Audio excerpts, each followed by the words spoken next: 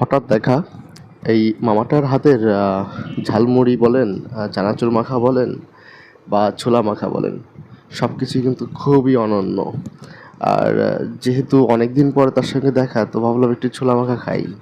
তো এনার ছোলাটা কিন্তু সিদ্ধ করা থাকে। তো সিদ্ধ ছোলাটা উনি যখন মাখায় দেয় না, এটার কোয়ান্টিটি কিন্তু বেশ অনেকটা, মানে পরিমাণে বেশ অনেকটাই দেয়। এনার এই মশলাটা আমি জানি না, অন্য অন্য জায়গায় অনেক জায়গায় খেয়েছি, কিন্তু এনার এই মশলাটা আমার কাছে খুবই বেশি ফ্লেভারফুল মনে হয়েছে। তো যাই হোক, ওনাকে বললাম যে মামা আমি একটু বলি আপনাকে, আপনি একটু ঝাল বাড়িয়ে দেবেন আমাকে। তো মোটামুটি উনি ওনার মতো করে জাল টাল বাড়ায় আমাকে দিল মাখায়। তো এখানে দেখতেই পাচ্ছেন যে ঝালমুড়ি যে পরিবেশটা থাকে সবসময়, সেরকম একটা পরিবেশ এখানেও।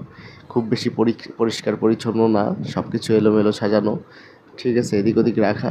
তারপরও কেন জানি না এদের হাতের ঝালমুড়ির মাখাটা বা যে কোনো মাখা খেতে খুব বেশি ভালোই লাগে। তবে ইনি যে মাখাটা দেয়, এটার অন্য অন্য জায়গার তুলনায় পরিমাণে অনেক বেশি, দামটা অনেক কম, দামটা অনেকই কম। যারা মহেশ্বর পাশা, কালীবাড়ি চেনেন, খুলনা দৌলতপুর এরিয়ার মধ্যে, তারা এনাকে খুঁজে পাবেন সন্ধ্যের পরে।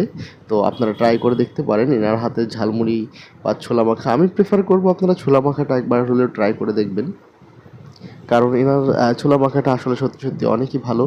আর যে কাঁচামরিচগুলার মাঝখানে মাঝখানে যখন কামড় পড়তেছে, তখন কিন্তু একটা ঝালের অন্য অন্য, মানে অন্যতম একটা ফ্লেভার পাওয়া যাচ্ছে, যেটা আপনার টেস্টটাকে আরও দ্বিগুণ বাড়িয়ে দেবে। আর এনার সঙ্গে কথা বলে যেটা বুঝলাম সেটা হচ্ছে যে ইনি যে মশলাটা বানায়, এই মশলাটা বানাতে ওনার অনেক পরিশ্রম এবং অনেক টাকা খরচ হয়। এই সামান্য যতটুকু মশলা আপনারা দেখতে পাচ্ছেন ইতিপূর্বে, এইটুকু মশলা বানাতে নাকি ওনার 600 থেকে 650 টাকা পর্যন্ত খরচ হয়। তো সবার কেমন লাগলো ভিডিওটি অবশ্যই কমেন্টসের মাধ্যমে জানাবেন, সাবস্ক্রাইব করে পাশে থাকবেন। ধন্যবাদ।